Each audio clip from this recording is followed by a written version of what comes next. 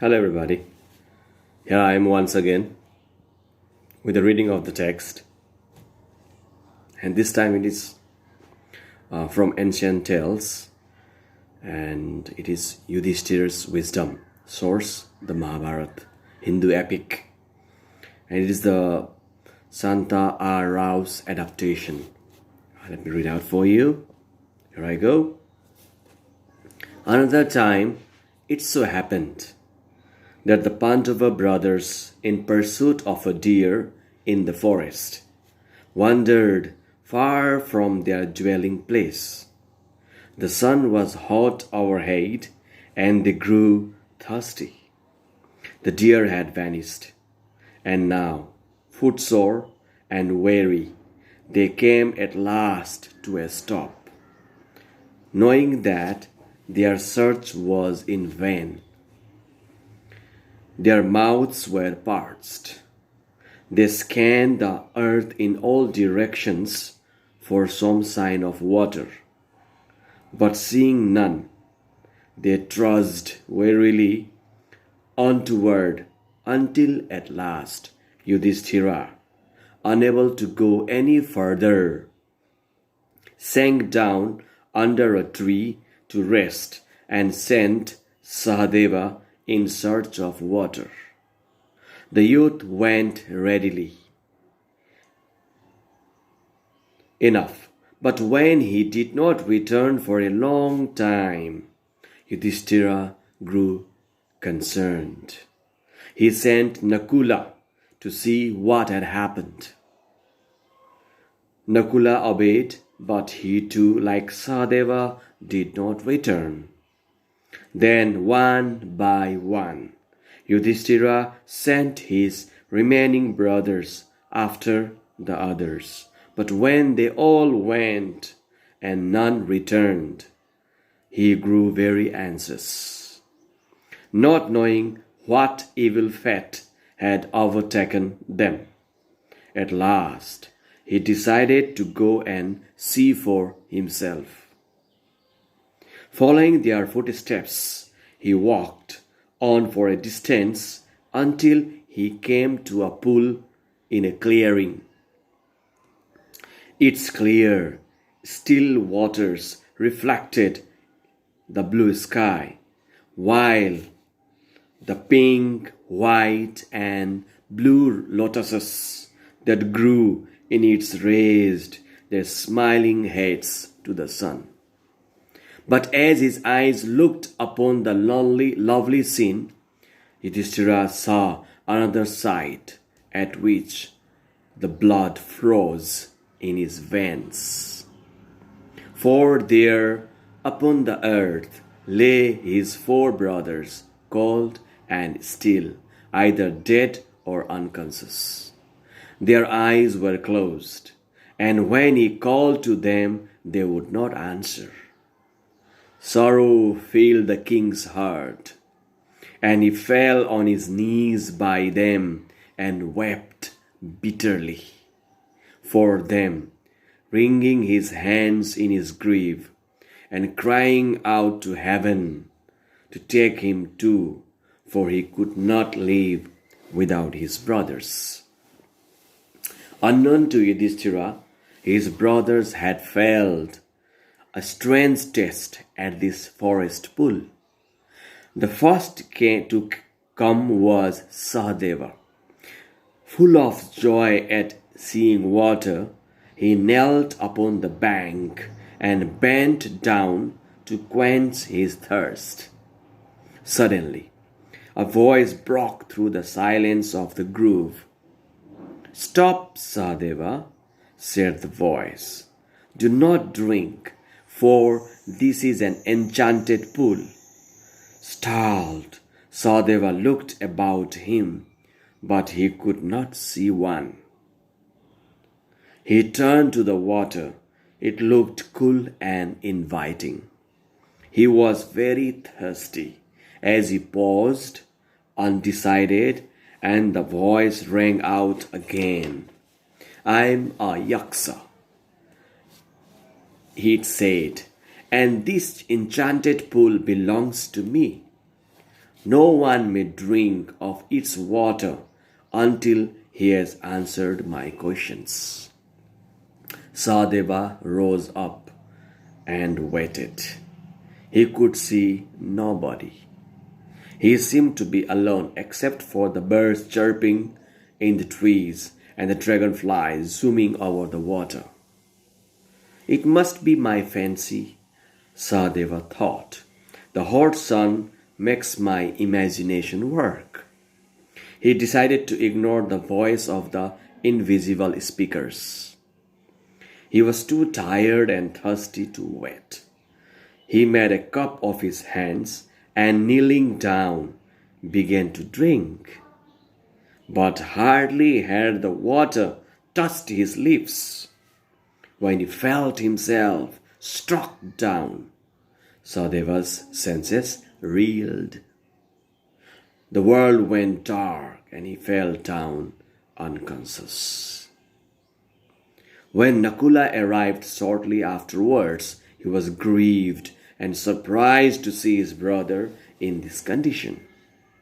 But so great was his own thirst that he could not wait. He rushed to the water's edge to drink. But as he stooped, he too heard the Yaksa's warning voice. However, he too paid no attention. He drank, and instantly he too was struck down and rendered unconscious. When Bhima came to the spot, the same fate overtook him. Though he was strong and mighty and sent a shower of arrows in all directions in search of the hidden enemy, Arjuna fared no better. For a long time, Yudhisthira wept on the bank. Then, feeling his thirst overpower him, he dragged himself to the edge of the water. But as he bent down, Yudhisthira heard the Yaksa's warning voice. "Who are you?" he called and looked around. As you ask your questions, I shall answer them as well as I can. The voice continued. "I am a Yaksa, Yudhisthira, and it is well for you that you heeded my warning. Now listen to my questions. What makes the sun shine?" "The power of God," Yudhisthira answered. "What is man's surest weapon against danger?" Yudhisthira quickly replied, "Courage. Courage is his surest weapon in danger. What gives more to man than even the earth does? What feeds him and sustains him and makes him strong?" The Yaksa persisted. Yudhisthira did not hesitate. "A mother, surely. It is only a mother who gives a man life, feeds him and sustains him. A mother is more than the earth." "When does a man become loved by his fellows?" asked the Yaksa, and Yudhisthira responded, "When he gives up pride." "What is that which makes a man happy when he has lost it?" The Yaksa went on. "Anger," said Yudhisthira with certainty, for he knew that when a man gives up anger, he is full of peace. Yaksa continued, What can a man give up and immediately become rich?" "Desire," answered Yudhisthira. "It is only the man without desires who is really rich. Even if a man has 1,000 possessions, he will be poor if he is not satisfied." So it went on, and until at last the Yaksa said, "I am well pleased with the answers, and I shall restore to you one of your brothers. Choose whose it shall be." Yudhishthira looked at the unconscious forms of his brothers. It was hard for him to decide, but he spoke at last. "Kind Yaksa, he said, restore to me my brother Nakula." "And why Nakula?" the Yaksa's voice asked. Is not Bhima more useful to you? Will he not benefit from his great strength in the war that will surely come? And Arjuna, why do you not choose Arjuna? Is he not dearer to you than all? Is he not the most handsome, the most skilled among them? All in the use of arms? Why do then you choose Nakula? Yudhishthira answered.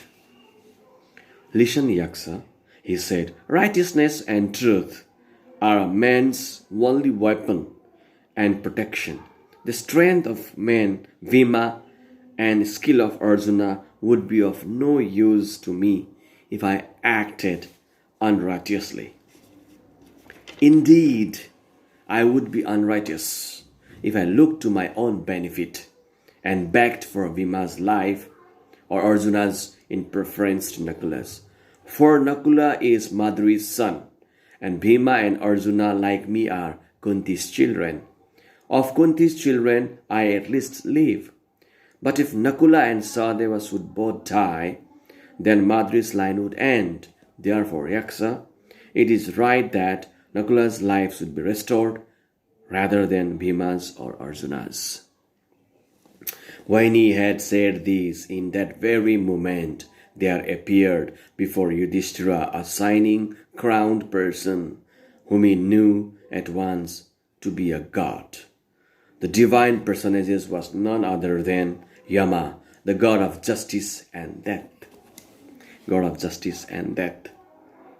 Yudhishthira's heavenly father.